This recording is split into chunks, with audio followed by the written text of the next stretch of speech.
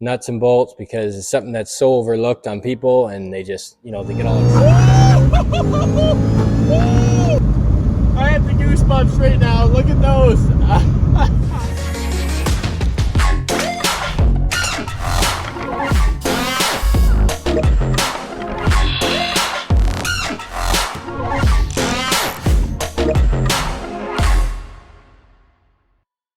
What's going on, guys? Welcome back to another episode of Wade's Garage. We're turning up the boost on one of my fastest cars here. This is a 2016 Mustang GT with a Gen 3R BMP supercharged kit on it with a 88 millimeter pulley on it currently. Right now it's on pump gas, 91, 93. Right now with this current setup, with this size of pulley in our elevation where I'm sitting at, elevation actually has a huge thing to do with safely running boost on your vehicle. The air is more dense at a higher elevation, and where sea level is and everything else. If you guys look it up, it'll give you more in-depth description of how boost reacts with air density and elevation. We're at about 1350, 1400 feet of elevation where I'm located at, which is good because I can actually go down in a size of pulley on 93 octane and make good power with it safely. Tuners know all about that stuff. So I talked to my tuner with this at BMP Performance, and they're the ones who did the tune on this car in general. This thing rips really good.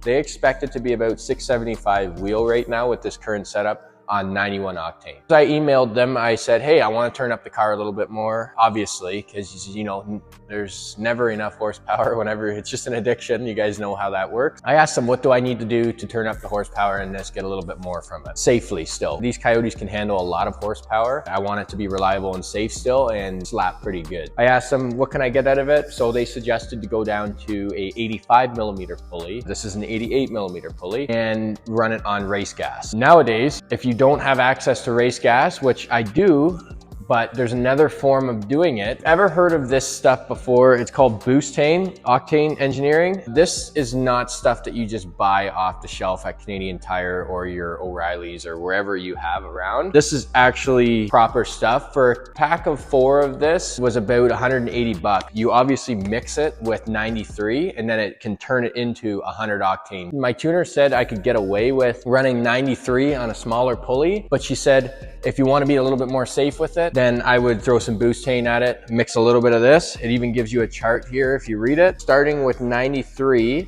and we want to get an end final octane of 100. It's a pretty straightforward chart. If you're starting at 87 and you want to get up to 96, you just follow the chart over. Starting at 93, and I want 100 for my final, it tells you how much to mix. Well, this 32 ounce bottle will treat 34.7 gallons. This will treat about 113 liters of 93 gas and turn it into 100 octane. So like I said, this is not just your buy off your shelf stuff. You got to order this stuff. It was proven. I will leave a link in the description on VMP's website there. Their YouTube video actually showing them dumping this into the tank, mixing it up. They said to me that going one size down pulley and bumping up the octane, the knock sensors on the engine will take care. If they don't recognize any knock because we have really good fuel in there, it plays with the timing. Everything's really smart in these engines nowadays, in these computers. If there's no knock found, then we advance the timing in it, all that, and then you get more booms, more power. I wish that I was able to take this car to a dyno beforehand, but I don't have access to one. We're gonna just use the butt dyno and see. I know exactly how this car feels. We're gonna go out shortly here, get the gas down a little bit more to a level where I can mix this in a jerry can and mix it properly and then dump it in. Then that way I'm not guessing. I get more of an accurate mix. We're gonna go out for a little rip in this,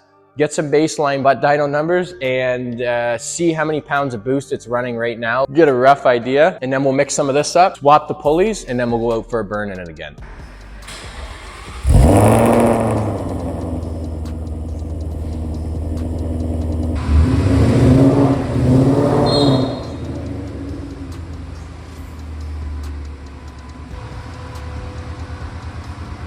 Obviously, all testing with this is in Mexico, so We got a little bit of a drive out of the country there and do some testing with how this setup feels right now and see how many pounds of boost we can build with it. Also, it'll give us an opportunity to burn a little bit of fuel. I'm at about a quarter tank right now, and then that way I can have more of an accurate mix in the car when I go to put the 100 octane in it. Wish I was able to do a dyno comparison with this, but I have other cars that are proven horsepower that kind of match up to this, so I have a really good idea of what it was making. You never really know until you actually dyno it, and numbers don't lie. Those new mufflers that we put back there are perfect. I'm very happy with how they sound. Another thing I should take into consideration too with this car is that I am still on the stock clutch. It does seem to be holding with the power that it's on right now. I think the only thing that's giving a little bit of forgiveness here is my tires. These tires are good and all. They're the NT 555 G2s. They're okay. You got to heat them up quite a bit to actually get a good grip with them. I think that's kind of what's saving my clutch too, because you get a little bit of wheel slip and it's not like on drag radials or anything else. But that being said, if we do this pulley downsize and fuel, depending on how it feels, I might have to put some drag radials on it. And then, you know, with that is obviously probably maybe a clutch. I don't know, but clutch has done really well in this car as it is.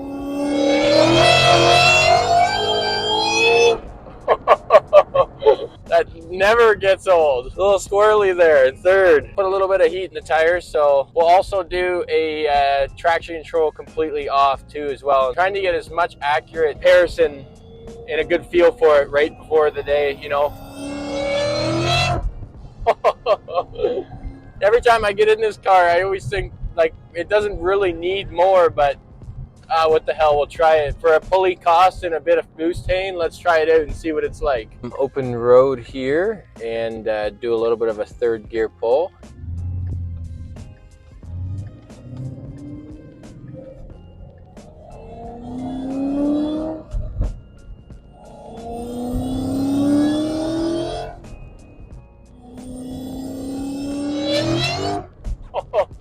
Ooh. That is scary, leaving the traction control completely off in third gear. You get a lot of wheel spin, and we don't need to be hitting any crowds today, so I think we'll leave the advanced track on there for our own good. We're trying to do a upgrade video here, not a I crashed my Mustang into a tree video. In fact, I'm actually really impressed with the traction control built into this car. It's actually really good. If you put it in track mode and it takes traction control off, but then advanced track is still on.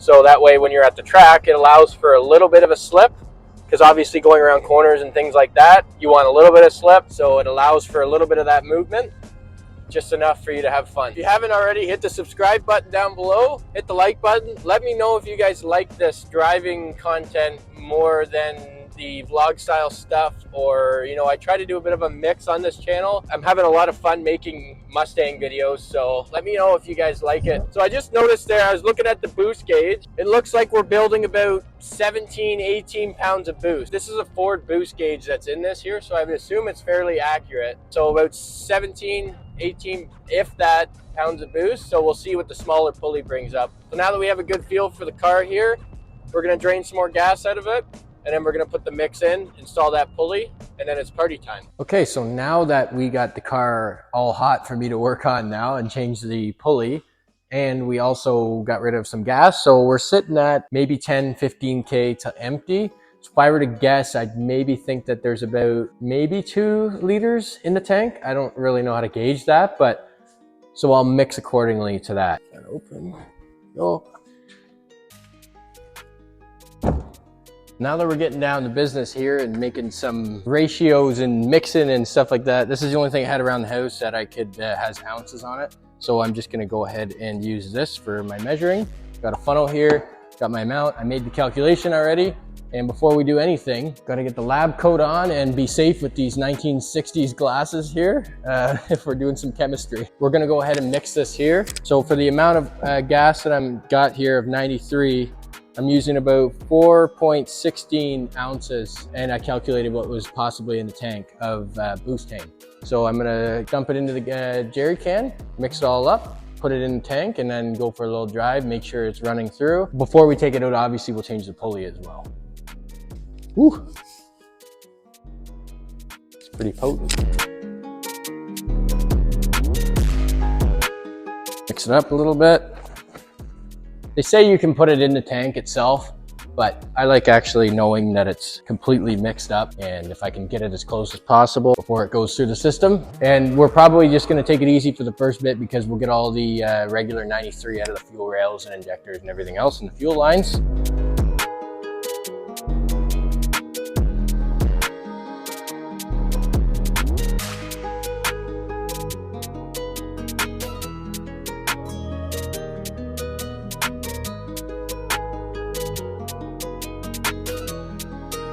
And just like that, it's very easy to change the pulley on this thing. Now I'm just gonna check to make sure when I took the belt off there, up at the top, it's easy. You can just tuck the belt over to the side. Keep your ratchet on the tensioner, and then swap pulleys, put her back on. Looks like we are good here. Everything's still on track. I already went around twice with this, so it's always good to double check your nuts and bolts because it's something that's so overlooked on people, and they just, you know, they get all excited and install new stuff and forget to tighten half the stuff and then cost themselves a lot of money later on. We're gonna go ahead and fire it up here and make sure that we don't have any belt issues. I'd be lying if I said I wasn't a little nervous, and I figured we'd keep the safety shades on here from the 60s in case something pops and blows up, but I can't really see out of these things very good, so I think it's a little, it's like, as far as safety goes, I think it's maybe a little safer if I just take them off. I don't know, I'll see how it goes with driving.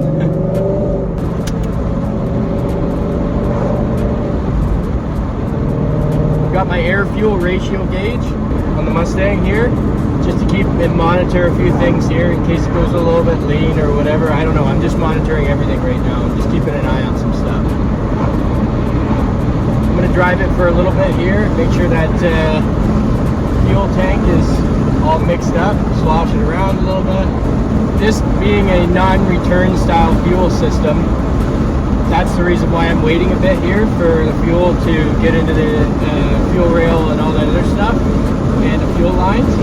If I had a return system, then it'd be always cycling and mixing it constantly, so I wouldn't have to worry about it as much. But like I said, drive for a bit, make sure it's mixed up before we get into any boost, and we'll hold on. You can already tell with this fuel that I've always noticed before when I was in first, kind of easing up into it, and I would let off to shift, it would do some pops and bangs, a little bit of backfires here and there. Judging it doing that, I'm assuming that's like a fuel quality thing, but now I've noticed that if I try to do that, it does not do the pops and bangs anymore. So I've assumed that the new higher octane fuel is in the system now, and I'm just about ready to give my first reaction with you guys on what it feels like with some more boost and higher octane fuel. Make sure we're going to, before we do a pull, we're going to get to Mexico. So a third gear pull.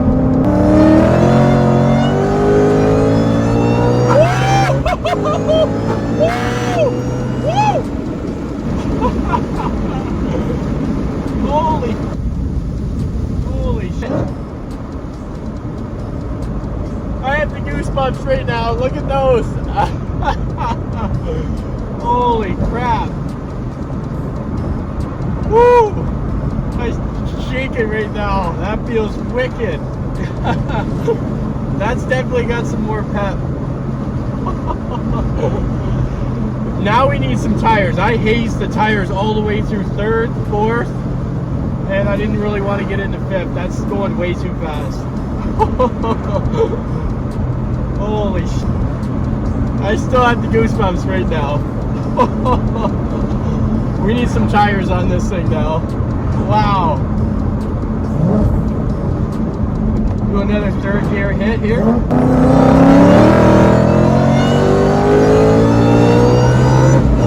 Oh shit!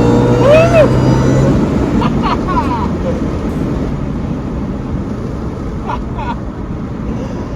That's what I live for right there. So I looked at the boost gauge there. It looks like we're building about 20 pounds of boost now. So we bumped her up about 2 to 3 pounds of boost, which is what I expected with this pulley. And that being said,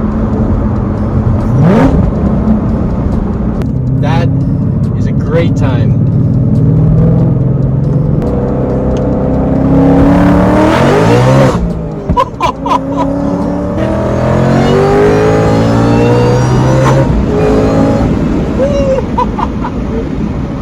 Oh my God. Let me put that advanced track back on. That's too scary for me. That is awesome. I'm still tingling in my hands right now. It's a spicy boy. Feels rock solid. Excellent. Now, like I said, it'll feel even better once we put some radials on the back. Because like I said, that whole time I was just hazing the tires down the road. I can look in my rearview mirror and I can see lines all the way through 3rd and 4th in the back of my rearview mirror. That's the best thing ever. For the $130 for the pulley, you can't really go wrong with that. And we have so much more room to grow if I put this car on E85 and everything else. So I feel like this car's, I'm just gonna get carried away with it and put a full return system on it for fuel, E85, get down to a tiny party pulley is what they call it. That being said, I'd have to upgrade the clutch, maybe do a 1-piece drive shaft. I still have the 2-piece in this, which is kind of sketchy, but keep it at this for a little bit here. It's enough to get you in shit. This thing's awesome. It's a whole new car. Gonna check everything over, make sure there's no rubbing on the belt. That is awesome. This extra thick intercooler in here, I can put my hand on this all day long and not get burnt. That's how you know that the big cooler up front is doing really good. Look how thick it is, and it goes from here over to here and all the way down to the bottom there. That keeps the IATs down really good. Lower IATs, denser air, more boost. This is a good time. So we're gonna end today's video here, guys.